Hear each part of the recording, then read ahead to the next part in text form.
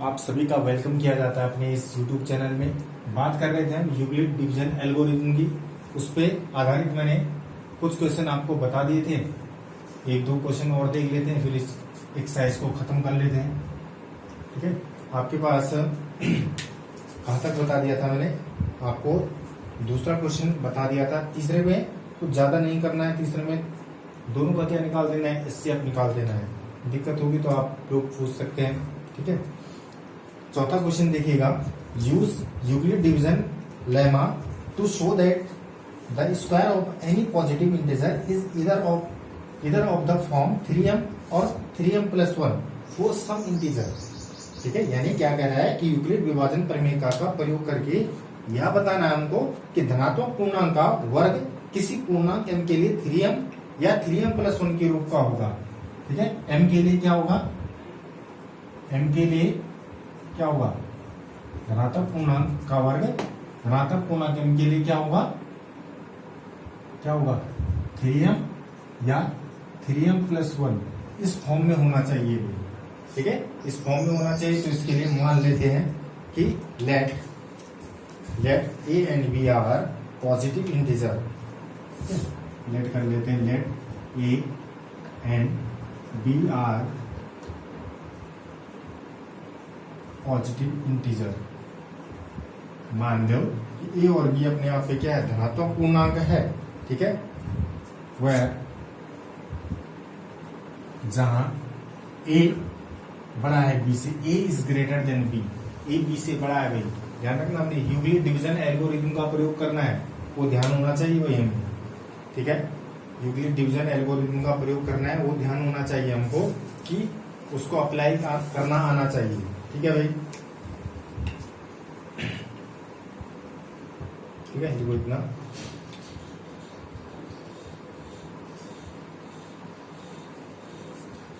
A any positive integer and B equals to 3 मान लेते हैं इसको। ये हमने मान रखा कि ये वो पॉजिटिव इंटीजर है और बी का मान कितना है? 3। क्या होना चाहिए? 3m। कम से कम कितना होना चाहिए? 3 तो होना ही चाहिए। अगर m का मान मैं 1 भी रखूं, पूर्णांक संख्या 1 भी रखूं, पॉजिटिव इंटीजर 1 भी रखूं, तो कम से कम 3 तो होना ही चाहिए। इसलिए 3 मान दिया भाई। आ रहा समझ में? आप उल्टा भी कर सकते हो इसको, जरूरी नहीं कि ऐसे ही करना है।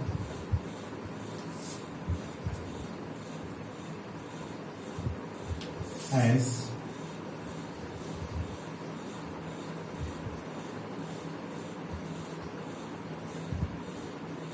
यूक्लिड डिवीजन लेमा क्या कहता है? यूक्लिड डिवीजन लेमा दो पॉजिटिव इंटीजर के लिए जो बड़ा होता है भाई, तो इसका भाग इसमें लगा दो ना, तो कितनी बार गया? माना वो क्यू बार गया। ठीक है, तो a इक्वल्स टू क्या हो जाएगा? BQ भाज्य बराबर भाज्य गुणा भागफल घन 6, ये आ जाएगा। a इक्वल्स टू b के सामने क्या माना हमने? 3 माना है, 3q + r। ठीक है, वो यार यहाँ पे जरूर देखना, वो यार r इक्वल्स टू r भाई शेष बच गया। r किससे छोटा होना चाहिए? निश्चित रूप से b से क्या होना चाहिए? छोटा। r b से क्या होना चाहिए? छोटा। या तो 0 हो सकता है, ये तो किससे छोटा होगा? ये तो किससे छोटा होगा? b के सामने क्या है? 3। b के सामने क्या माना है? 3 माना है। आ रहा समझ में? ठीक है, ठीक है भाई। देखो, जो शेष बचेगा, जो रिमाइंडर होगा, वो रिमाइंडर किससे छोटा होना चाहिए? b से छोटा होना चाहिए। ये तो 0 आ गया तब तो ठीक है, ये तो 0 से बड़ा हो और इससे छोटा है। ये कितना माना है? 3 माना है। कितना माना है? 3 माना है।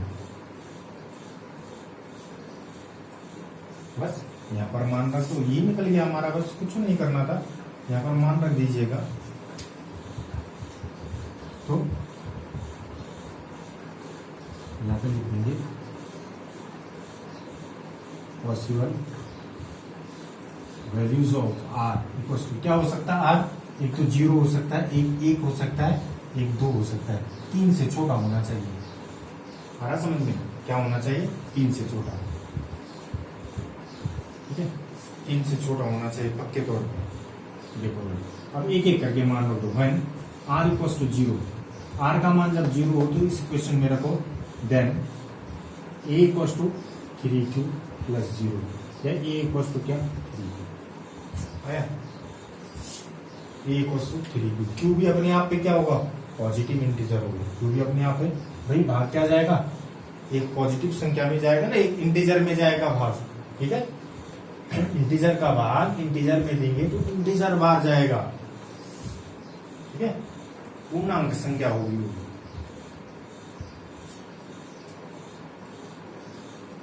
तो क्या कह रहा है स्क्वायर, तो क्या कह रहा है स्क्वायर वर्ग के रूप में है, तो स्क्वायर कर दो, squaring both side, a square equals to 9q square.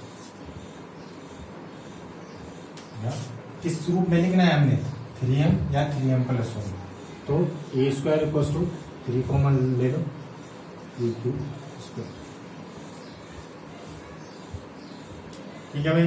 3 common लिया हमने, ठीक है, इसका वर्ग करेंगे ना, जैसे x इंटू वाई का वर्ग है तो ये होगा x square into y square, ये जैसे एक्स स्क्वायर जैसे 3 है, 3 का वर्ग कितना हो गया 9, क्यू का वर्ग कितना हो गया क्यू स्क्वायर, ठीक है।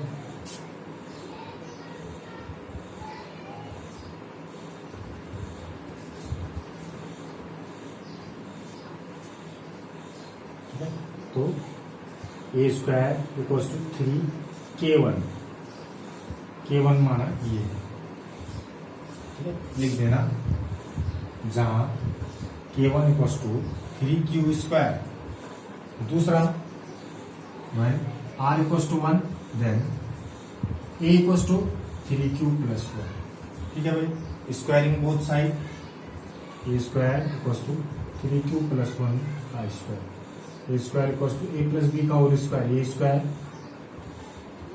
प्लस 2ab 3 गुना 6 एकम 6 प्लस बी स्क्वायर, ठीक है। इन दोनों में स्क्वायर 3 कॉमन ले लो, Q square plus 2q plus 1, हमें इस फॉर्म में लाना है, तो इस फॉर्म में ये आ गया, इस फॉर्म में या इस फॉर्म में होगा 3m, m के सामने में ये ए स्क्वायर बराबर 3k2 लिख लो, इसको वेयर लिख लेना, k2 इक्वल्स टू ये आ गया ना। k भी क्या है अपने आप पे एक पॉजिटिव इंटीजर है, m भी क्या है पॉजिटिव, उसी फॉर्म में तो आ रहा है 3m, अगर k के सामने में m लिखूंगा 3m प्लस 1, जहां m क्या था कोई भी पॉजिटिव इंटीजर था, यहाँ k भी क्या है कोई भी क्या है पॉजिटिव इंटीजर है। और when r equals to 2 then a equals to 3q plus 2, square कर दो 3q plus 2 square, a square equals to 9q square plus 2ab 2 3 4 12q plus 4, ठीक है। a स्क्वायर बस यहाँ पे थोड़ा सा ट्रिक समझ लेना, यहाँ पर ये फॉर्म बनाने के लिए, ठीक है, 9q square plus 12q plus, इसको लिख सकता हूँ मैं 3 प्लस 1, 4 को लिख दिया। अब इन सब में 3 कॉमन ले लो, ये स्क्वायर इक्वल्स टू 3 कॉमन ले लो, 3q स्क्वायर प्लस, कॉमन का मतलब भाग कर दो, 3 से भाग करूंगा मैं इसमें, तो 3 दिया 9, 3 बचा, यहाँ पे कितना बच गया 4 बच जाएगा, यहाँ पे कितना बच जाएगा, ये स्क्वायर बराबर 3k3 लिख देना इसको, जहां k3 ये, तो आ तो गया इस फॉर्म में, उसका वर्ग इसके बराबर होगा, ठीक है। हमने ये सिद्ध कर दिया होगा, ठीक है, हमने सिद्ध कर दिया, लिख लेना where k1 k2 k3 are some positive integer,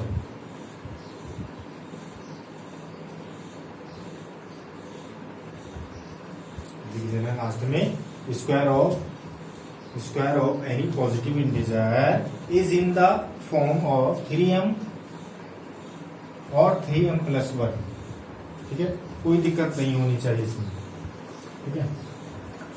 आगे बढ़ते हैं,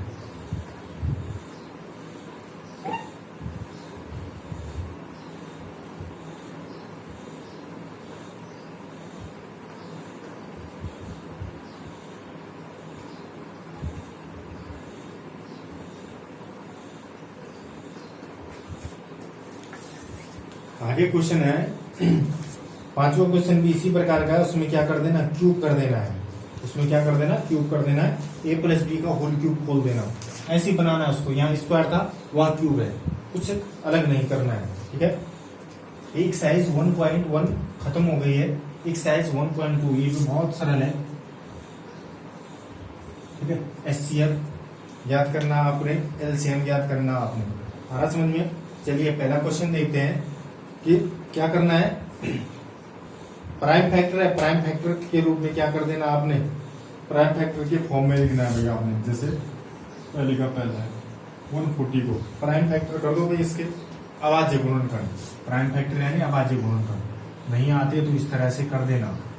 ठीक है, 2 7 14 70 बार, 35 बार जाएगा, 5 7 35, 7 1 4, ये सारे प्राइम फैक्टर हो गए इसके। 2 × 2 × 5 × 7। कोई दिक्कत, कोई दिक्कत नहीं, कोई दिक्कत, कोई दिक्कत नहीं इससे। ठीक है भाई, प्राइम फैक्टर के रूप में, या इसको ऐसे भी लिख सकते हो। 2 कितनी बार है,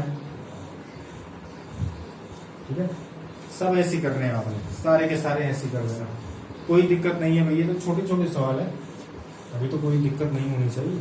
ठीक है, सेकंड क्वेश्चन में आते हैं। सेकंड क्वेश्चन आते हैं आपके पास कि क्या करना है आपने, आपको कुछ दे रखे हैं, कोई संख्याएं दे रखी है, नंबर्स दे रखे, उस नंबर का आपने एचसीएफ और एलसीएम याद करना है। ठीक है, एलसीएम और एचसीएफ याद करना है। और उसके बाद आपने ये भी देखना है कि जो आपके पास दोनों नंबर है, उन नंबरों का जो मल्टीप्लीकेशन है वो एचसीएफ और एलसीएम के मल्टीप्लीकेशन के बराबर है या नहीं है। फिलहाल दूसरे का पहला आपके पास नंबर है 26 एंड 91, इनका एलसीएम और एचसीएफ याद करना है आपने। आप किसी भी तरीके से कर सकते हैं एलसीएम आपको पता है, आपने छोटी क्लास में याद कर रखा है। एलसीएम निकालने का तरीका आपको पता है, एचसीएफ भी आपने निकाला होगा, नहीं तो भाग करते रहो। यूक्लिड डिवीजन एल्गोरिथम का प्रयोग करो, और सबसे सरल कॉन्सेप्ट है, क्या कर दो आप, फैक्टर कर दो, उसके प्राइम फैक्टर कर दो। क्या कर दो, प्राइम फैक्टर कर दो। जैसे 26 है, क्या लिख सकता हूँ, 2 का जाएगा, है ना, और 30, बस ही 2 के आ रहा समझ में। ठीक है, यानी क्या, 2 की पावर 1 और 13 की पावर 1, 91 7 × 7 की power 1।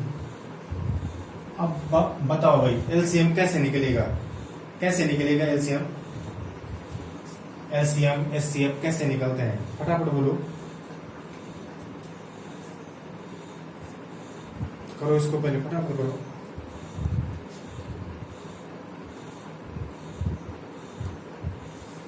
HCF highest common factor of 26 and 91। Highest common factor, common होगा जो, और हाइस्ट वाला होगा। हाइस्ट वाला कौन है, ये है, कॉमन भी है और हाइस्ट है।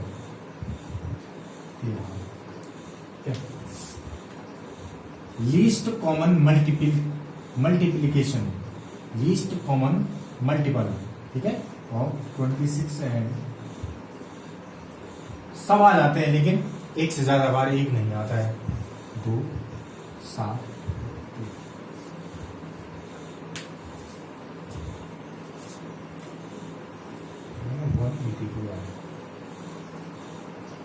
सरल है, कोई दिक्कत नहीं होनी चाहिए। अगला है, जैसे दूसरा है 510 और 92। करो भाई, 510 की फैक्टर कर दो, नहीं आते तो अलग से कर देना।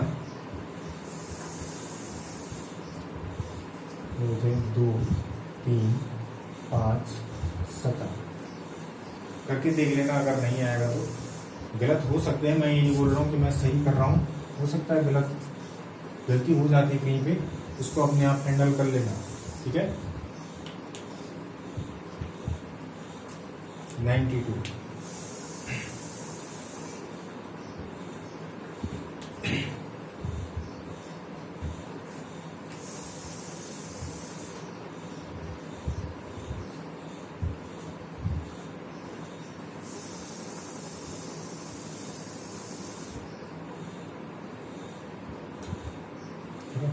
इसको क्या लिख सकते हो, 2 की पावर 2 इंटू। अब बताओ भाई HCF highest common factor, common होगा और हाइस्ट या 2 की पावर, देखो 2 हाइस्ट कॉमन है 23 है, ऊपर लिख दो इसको, थोड़ा आसान है। देखो ये इस तरह से 2 ऊपर वाला 2 की पावर 1 और नीचे वाला है 2 की पावर 2 23। हाइस्ट कॉमन फैक्टर कौन है, HCF। छाटो फटाफट, छाटो भाई फटाफट छाटो। अच्छा इस बारे में हमने जांच नहीं की है, इन दोनों का मल्टीपल करना और इन दोनों का मल्टीपल करना, ठीक है, इन दोनों को गुणा करना और इन दोनों को गुणा करना, इन दोनों इनको देखना बराबर आ रहा है या नहीं आ रहा है, ठीक है, देख लेना बराबर आ रहा है या नहीं आ रहा है।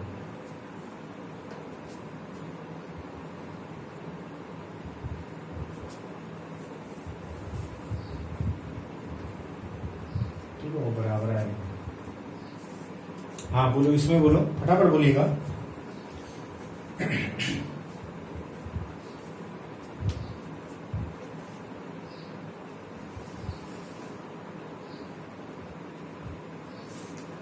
फटाफट बोलो, फटाफट आगे बढ़ते हैं। फिर छोटे छोटे सवाल है इसमें।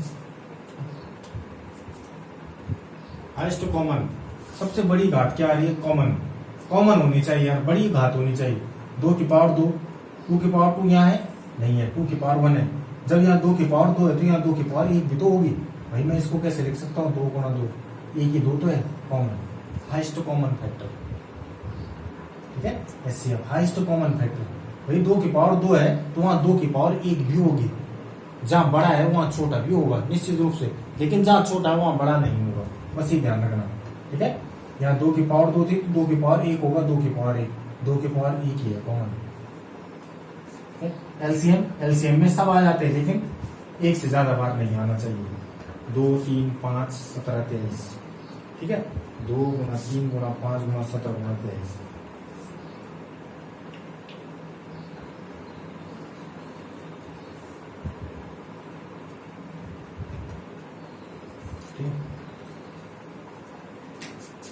ये आएगा ना, 2 की पावर 2 गुना 3 की पावर 1 गुना 5 की पावर 1 गुना 17 की पावर 1 गुना 23, और सॉल्व कर लेना इतना, ठीक है। HCF में कॉमन आता है हाइस्ट, ठीक है, हाइस्ट पावर कॉमन आती है LCM में।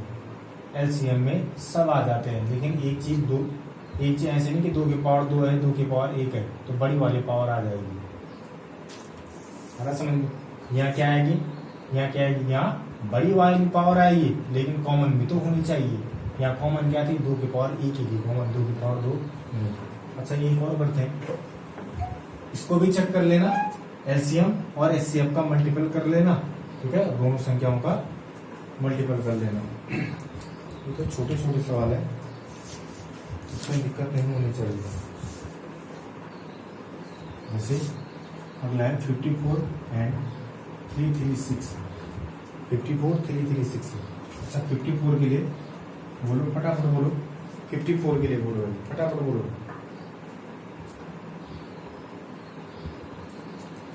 2 या 6 या 18 या 14 नहीं होगा, यानी 2 की पावर 1 गुना 3 की पावर 3, ठीक है, 336।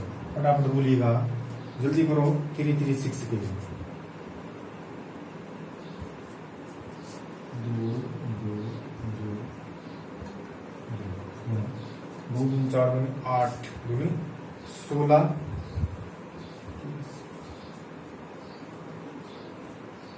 2 की पावर 4 गुणा 3 की पावर 1 गुणा 7 की पावर। अब बोलो HCF हाइस्ट कॉमन फैक्टर क्या है, 2 है ना कॉमन, 3 है कॉमन, 2 है कॉमन, लेकिन 2 की कौन सी घात कॉमन है, यहाँ 4 है घात, एक ही लेंगे। 3 की घात कितनी लेंगे, 1 ही लेंगे, 4 नहीं ले सकते, ठीक है। तो क्या आ जाएगा, 6 आ जाएगा। इससे कितना आ जाएगा इनका, 6 आ जाएगा। और एलसीएम कितना आ जाएगा, एलसीएम 2 की घात 7, 3 की घात 3 और 7। ठीक है, इसको कर लेंगे।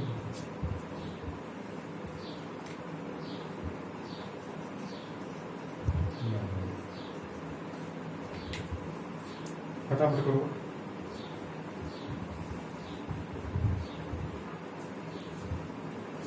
हाँ, तीसरा क्वेश्चन है आपके पास, HCF एलसीएम याद करना है। तीसरा भी सरल है, हो जाएगा, कोई दिक्कत नहीं होनी चाहिए, तीसरा भी हो जाएगा आपके पास। ठीक है,